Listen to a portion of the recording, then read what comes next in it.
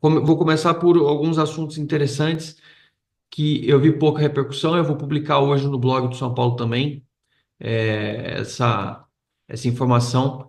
O Pedro Vilhena, que é um meia do São Paulo, 22 anos, tem contrato até 2026, estava emprestado no Sport em 2024, esse ano jogou com a Ponte Preta em 2025, foi devolvido pela Ponte, não joga a Série C e foi devolvido para o São Paulo. O Zubeldia não tem interesse e o staff do jogador e o próprio São Paulo estão buscando um outro clube para ele, algum outro lugar para ele jogar. Ele que jogou 8 jogos no Campeonato Paulista, de 12 possíveis pela Ponte Preta, tem um número até relativamente interessante, e pelo Sport, no passado, ele jogou 25 jogos ao longo da temporada toda. Não são números ruins, mas ele não fez nem gol nem assistência na Ponte Preta, não fez nada deslumbrante, foi até relativamente bem pelo que eu acompanhei, mas não é o suficiente para poder jogar no São Paulo e poder ter conquistado uma vaga para ele ficar no tricolor, tá? Isso é para gente pegar e falar sobre o Pedro Vilhena. E aí ele também falou, tem uma dívida com o São Paulo, não sei o quê, e muita gente falou assim, pô, Zanqueta, essa dívida com o André Cury é do quê? Aí eu levantei para vocês, coloquei lá. O São Paulo, na época, fez empréstimos financeiros com esse empresário, pegou dinheiro com ele para fazer contratações, ficou devendo dinheiro para ele, pegou dinheiro emprestado para pagar salário na época que não tinha, porque o São Paulo estava com dificuldade de empréstimo, entrou com ele em acordo, pegou o jogador Raniel na época, que o São Paulo acabou pegando o Raniel, que o Cuca tinha pedido, que era um jogador que estava vindo e já vinha em uma fase do Cruzeiro. Chegou o Raniel, depois o São Paulo ainda fez uma nova negociação, cedendo o Raniel para o Santos e pegando o Vitor Bueno, que rendeu um pouco melhor, mas também custou dinheiro para o São Paulo, mesmo na troca. Ah, mas não foi uma troca, uma cessão de jogadores? Sim, mas custou dinheiro também. E na época teve isso. Então foi Raniel, foi empréstimo para pagar a contratação do Raniel, foi a intermediação dele por essas contratações, contratação do Paulo Henrique Ganso e do Lucas Prato, e também a venda desses jogadores e negociação de cessão por empréstimo para outras agremiações e outros clubes. É legal para você ver, inclusive o Casares agora cada vez mais falando sobre SAF de uma forma até mais natural do que era antes, e é correlacionado com um dos assuntos que a gente vai falar aqui hoje. Então, esse assunto de SAF já não é mais tabu, como eu já venho falando com vocês em todos os vídeos. Há muitos conselheiros, inclusive, já estão de peito aberto para receber essa ideia. Tem muito cara incomodado de ver os outros times nadando no dinheiro e a gente com uma dificuldade financeira muito grande. Então, tem muitas questões sobre isso. O Casares também fala sobre FDIC, fala sobre reestruturação financeira e finanças. Não tem nenhuma informação mirabolante, mas é sempre legal vocês verem sobre como está o tom da conversa, como é que está o pensamento do presidente com relação a esse assunto, como as coisas estão caminhando dentro de São Paulo, e vocês vão entender por que que eu estou puxando esse gancho antes. Além disso, tem uma parte da entrevista também que o Eduardo Toni deu para a ESPN, em que ele confirma as negociações iniciadas sobre a Mondeliz ficar até 2030, que é uma informação que eu dei para vocês no meio dessa semana, e que tinha gente falando, não tem negociação iniciada, e eu garanti para vocês que tinha, e o Tony confirmou, existem negociações iniciadas sobre esse assunto da renovação para o centenário, que foi exatamente o que eu falei. Quem acompanha os vídeos todos os dias e está por dentro sabe disso. E ele faz comparações sobre os shows, sobre sair do estádio, fazer a locação do Morumbi. Eu soube hoje, conversando lá sobre a questão do jogo treino, do amistoso, etc., que o São Paulo assinou ontem o MOU, que é aquele documento que eu vinha falando para vocês, que nada mais é, no português mais simples para você entender, o pré-contrato do Marinax. Beleza. Agora é muito importante que você escute com atenção quais são as nuances disso que eu estou passando para vocês a informação. Beleza. A matéria é para a galera que bota no Twitter aí, muito cuidado com a informação. O Zanqueta disse que o São Paulo botou o pré-contrato, o São Paulo fechou e assinou o pré-contrato, o MOU, com o grupo do Marinax para assinatura das coisas de Cotia. É isso? O São Paulo assinou um pré-contrato. O que isso significa? Presta muita atenção agora para você não se perder na linha de raciocínio.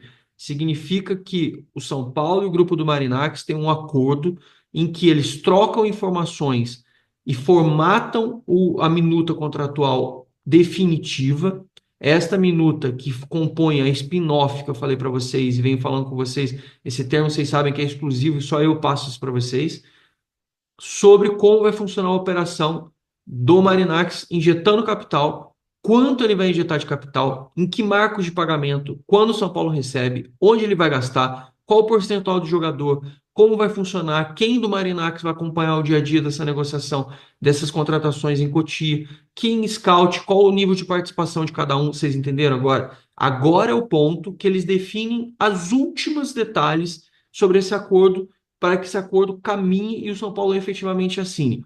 Existe uma onda de expectativa muito grande para que essa questão toda se resolva até no máximo junho, ou seja, o São Paulo poderia, caso assine com ele, ter uma janela no meio do ano muito positiva, tanto com relação à Cotia, tanto com relação a outras vertentes. Por quê? Porque na ideia embrionária inicial existe o 40-30-30, que é dinheiro para você usar 40% com a base, 30% que podem ser usados para dívida e 30% para o profissional.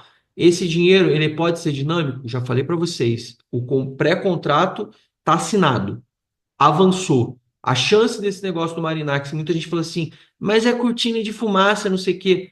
Não é. Você vai se surpreender. Você pode até falar que não vai dar certo, que você não acredita que vai dar certo. Isso aí é com você. Se você quiser falar, não, mas essa informação não existe, ela não é verídica, sinto muito. É tão verídico, é tão certo que o documento já está assinado e a coisa está caminhando. Vai resolver super rápido? Não, não vai resolver super rápido. Existe uma expectativa de que isso aconteça até junho. Mas, Anqueta, então está assinado para contrato, é certeza que isso vai sair? Também não. Pode ser que no meio do caminho eles tampem na porrada na discussão sobre as cláusulas e termos e o contrato não seja assinado. Então, lembrem-se, é um pré-contrato. Assinatura do contrato, quais os termos que vão estar no contrato, quando entra dinheiro, para que ele vai ser usado, quem controla isso, qual o nome do CNPJ novo? Quando que isso vai ser aberto? Como é que esse trâmite vai acontecer? Quem que vai estar acompanhando da base dos caras? Quem que vai vir para cá? Como é que vai funcionar a Scout? Quem eles podem vender? Como é que vai ser a cobrança? Muita gente fala, o Zubeldia não usa muito a base. Como é que vai ser o Marinax ele entrando se o Zubeldia for o técnico e não estiver usando tanto? Tudo isso, tudo isso são pontos pertinentes que estão na espinha dorsal do projeto do contrato que agora vai ser redigido a minuta para que essa minuta seja aprovada pelo Conselho, para que o Casares defenda isso dentro do Conselho, para que isso seja assinado e esse assunto caminhe. Maravilha? Quais os termos? Como é que isso vai andar? Muito provavelmente ao longo dos dias eu consiga ir informando para vocês conforme isso avance. Ou talvez não, talvez fale assim, não, Zaqueta, a gente tem que esperar o modelo definitivo, espera, deixa surgir esse assunto e quando a gente for levar para conselho e tudo, aí depois você aborda e abrange isso com a galera que te acompanha também, que são os torcedores. Então, o que eu posso trazer para vocês de informação, e essa sim é uma informação, na minha opinião, pode ser que não seja para você, mas na minha opinião é muito, muito, muito importante, muito, muito relevante, é que o São Paulo está fechando talvez o seu maior contrato de dinheiro, de investimento externo, que nunca aconteceu na história nesse montante. A injeção de capital do Marinax e o ingresso de um parceiro, que para mim, na minha opinião, é a porta abrindo e ficando escancarada praticamente para você entrar para o caminho da SAF, também é um processo desse. Então, tem muita coisa que entra nisso, como eu falei para vocês lá no início do vídeo. Por que que eu estou falando de SAF? Porque esse assunto está correlacionado.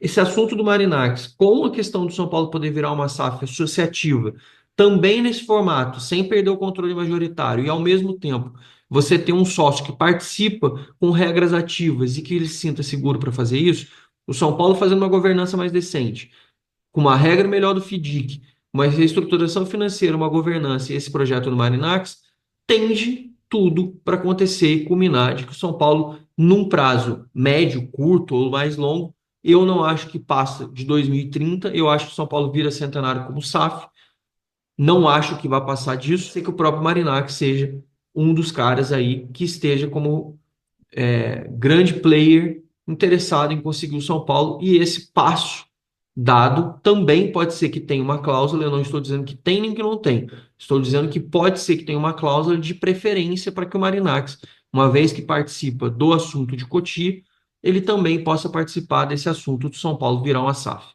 Beleza?